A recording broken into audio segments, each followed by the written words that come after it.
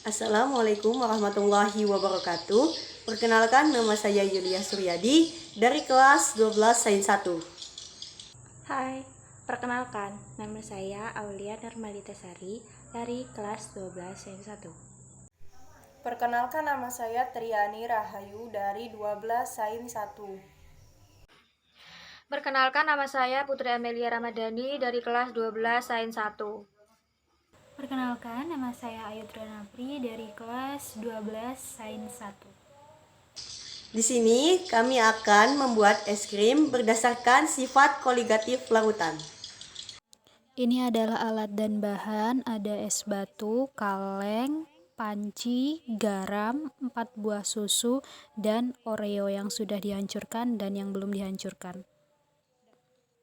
Nah, pertama-tama kita buka dulu kalengnya, kemudian kita masukkan semua 4 susu itu ke dalam kaleng tersebut.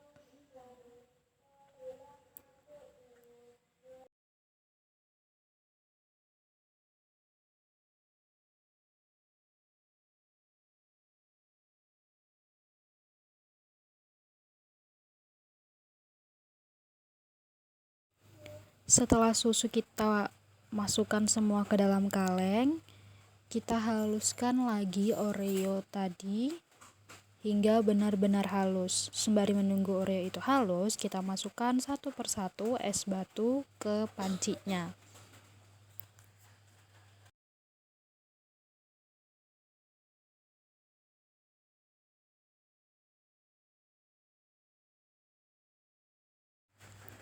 Kemudian kita masukkan Oreonya ke dalam toples kaleng, kemudian kita tutup kalengnya, beri garam di atas es batu, diseling-seling saat memberikan garam, yaitu es batu, garam, es batu, dan garam. Setelah garam dirasa cukup, kemudian kita putar kalengnya, memutar kalengnya searah agar es krimnya bertekstur halus. 10 menit pemutaran kaleng. Nah, ini sekitar 20 menitan kaleng diputar. Nah, ini untuk kaleng diputar selama kurang lebih 45 menit dan es putar pun sudah membeku. Tada! Lihat, sudah membeku kawan.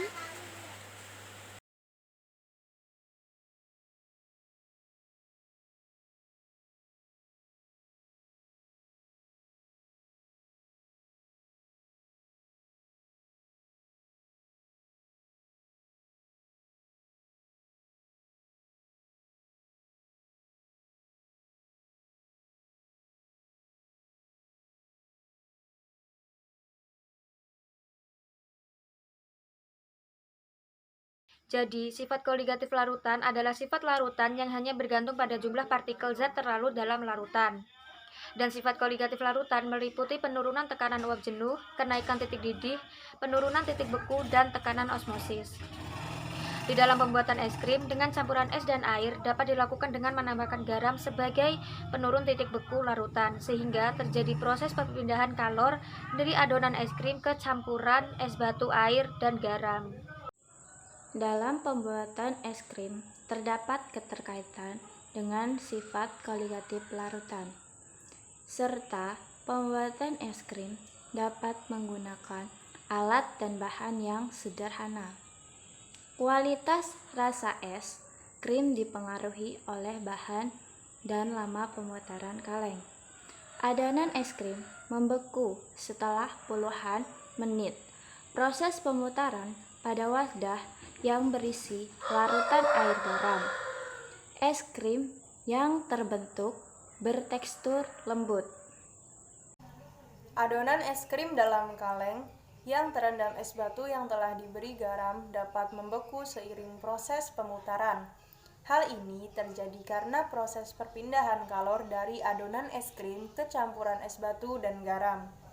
Temperatur normal campuran es adalah 0 derajat Celcius, sedangkan temperatur yang diperlukan untuk membekukan es krim yakni lebih kecil sama dengan -3 derajat Celcius.